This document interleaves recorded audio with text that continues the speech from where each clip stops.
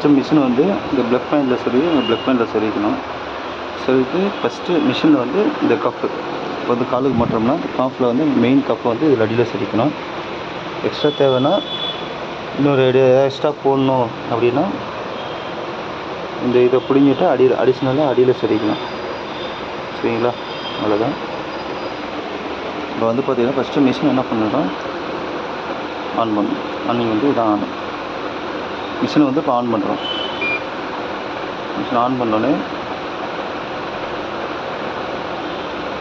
உங்களுக்கு ஏர் ப்ரெஷர் வந்து இதாகும். இது வருங்க, ப்ரெஷர் வருதா? இது வருங்க, ப்ரெஷர் வருது பாருங்கள்.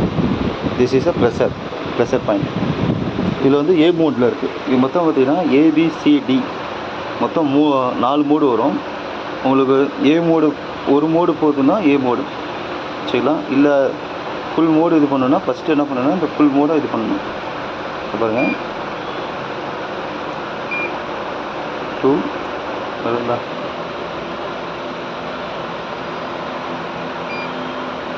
4 மோடு. இந்த மோடை ஃபுல்லாக இது பண்ணோம்னா ஃபுல்லாக எல்லாத்துக்குமே வருங்க காலுக்கு வந்து ப்ரெஷர் ஃபுல்லாக கிடைக்கும். ஃபுல்லாக ஏறும். இது வரும் ஏறிச்சு ஏறிச்சா அடுத்து இங்கே ஏறும் பாருங்க.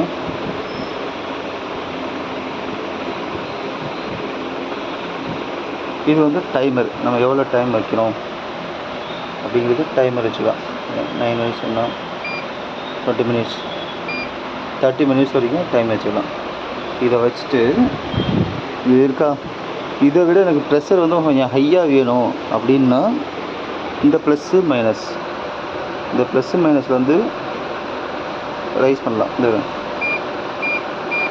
இந்த ரைஸ் பண்ணலாம். மேக்ஸிமம் ஓரளவு வச்சுக்கிட்டாலே போதும். இதே ப்ரெஷர் ஹெவியாக இருக்கும் பாருங்கள்.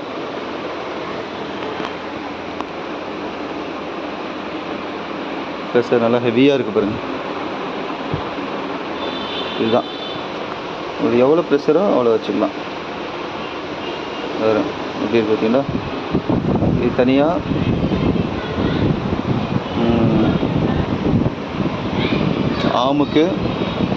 ஆமுக்கு வெஸ்ட்டு 2 இதுவுமே வந்துடும். ஓகே, இதுதான் ப்ரெஷர் தேவையான அளவுக்கு வச்சுக்கிட்டா போதும்.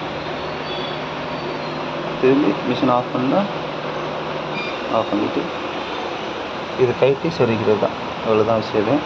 திரும்பி பார்த்திங்கன்னா மிஷின் ஆன் பண்ணால் ஃபஸ்ட்டு மிஷினை அப்படி ஆன் பண்ணணும். ஆன் பண்ணிவிட்டு அவங்க வந்து நம்ம வந்து ஃபுல்லாக இது எத்தனை தேவையோ எவ்வளோ செட்டிங்ஸ் தேவையோ 2 3 டி செட்டிங் வரையும் ஏபிசிடி மொத்தம் 4 இது வச்சுக்கிட்டு அப்புறம்தான் நம்ம ப்ரெஷர் வந்து ரைஸ் பண்ணணும். உடனே ப்ரெஷர் ரைஸ் பண்ண விடாது. எவ்வளோ தேவையோ தேவைக்கிறதுல ப்ரெஷர் ப்ளஸ்ஸு மைனஸ். சரி, அவ்வளோதான். இதுதான் ஸ்கைப்ரோ கம்பெனி பேர். ஸ்கைப்ரோ மாடல். சரிங்களா? பாருங்கள் ஹெவியாக இருக்குது.